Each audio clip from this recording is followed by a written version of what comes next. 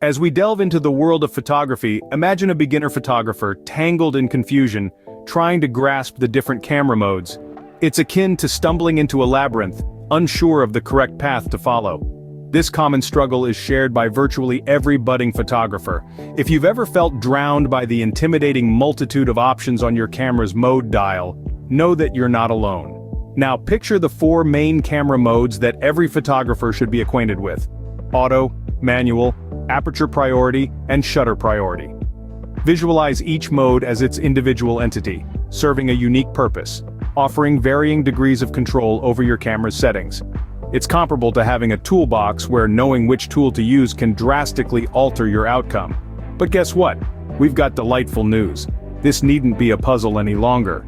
Cast away your worries, for by the end of this video, not only will you clearly comprehend these camera modes but also discern when to use them. Visualize the progression from struggle to mastery and join us on this enlightening journey. The narration starts with a camera in auto mode, a beginner's step. Think of it as the camera's cruise control. It handles everything from focusing to exposure adjustments, ideal for novice photographers. Auto mode acts as your personal photography assistant, adjusting settings to capture the best image. But it's not perfect and can misinterpret light conditions or subject movement. It works great for well-lit still scenes, but struggles with low light or fast-moving subjects. Remember, the camera has many more features than just auto mode. To maximize your camera's capabilities, you'll need to explore beyond the default settings. Auto mode is a good start, but to truly unleash your camera's potential, let's look at the other modes. Manual mode is like driving a sports car. You're in control.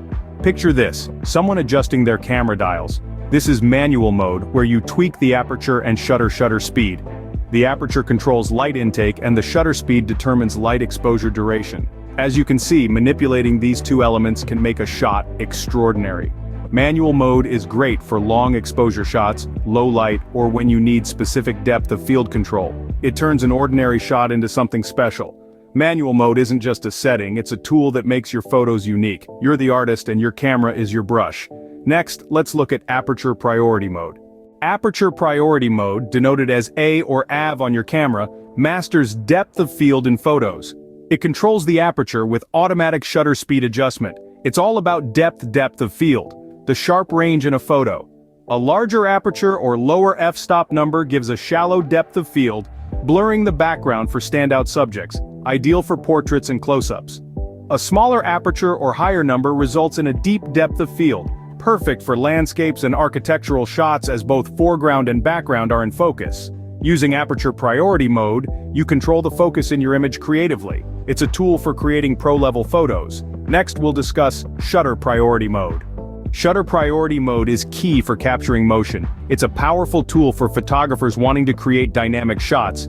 This mode gives control over shutter speed so you can freeze a moment like a hummingbird in flight or blur motion like a waterfall's cascade. Adjust the shutter speed to suit your subject. Fast for quick movements, slow for long exposures creating a blur. It's all about balancing speed with other camera settings for the perfect exposure. Practice and experiment. That's the essence of photography. Shutter priority mode adds dynamism to your photos. Remember, learning comes from trying and experimenting, so grab your camera and get started.